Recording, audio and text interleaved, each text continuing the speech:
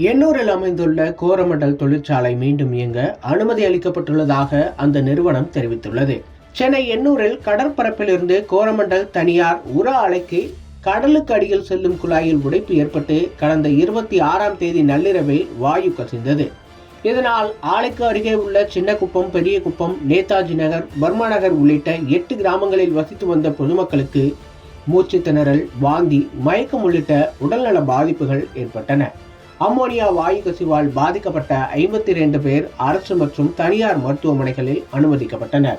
இதனால் கொந்தளித்த அப்பகுதி மக்கள் கோரமண்டல் ஆலையை முற்றுகையிட்டனர். தொடர்ந்து தொழிற்சாலை முன்பு உள்ள விரைவு சாலையில் அமர்ந்து போராட்டத்திலும் ஈடுபட்டனர். அம்மோனியா வாயு கசிவு முற்றிலும் நிறுத்தப்பட்டதாக அறிவித்த தமிழ்நாடு மாசு கட்டுப்பாட்டு வாரியம் வாயு கசிவு குறித்து ஆய்வு செய்ய குழு அமைத்தது. இந்த குழு 3 நாட்களில் அறிக்கை தாக்கல் செய்யும் என்றும் தெரிவித்தது. இதனைத் தொடர்ந்து கோரமண்டல் நிறுவனத்தில் ஆய்வு மேற்கொண்ட 7 பேர் கொண்ட குழுவினர் அந்த நிறுவனம் தற்காலிகமாக செயல்பட தடை விதித்து நோட்டீஸ் ஒட்டினர். கோரமண்டல் ஆலைக்கு தற்காலிக தடை விதிக்கப்பட்டதால் ஒரு தரப்பினர் போராட்டத்தை கைவிட்டனர். ஆனாலும் பெரியகுப்பம், சின்னகுப்பம் பகுதி மக்கள் நிரந்தரமாக இந்த தொழிற்சாலையை மூட வேண்டும், அதுவரை எங்களுடைய போராட்டத்தை கைவிட மாட்டோம் என்று கூறினர்.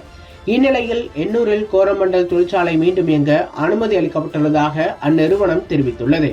பாதுகாப்பை உறுதி செய்த பின் மீண்டும் செயல்பட வல்லுநர் குழு அனுமதி அளித்துள்ளது.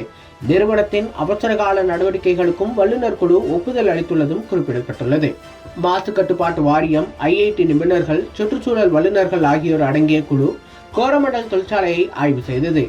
இந்த குழுவே ஆலை மீண்டும் இயங்க அனுமதி அளித்துள்ளது.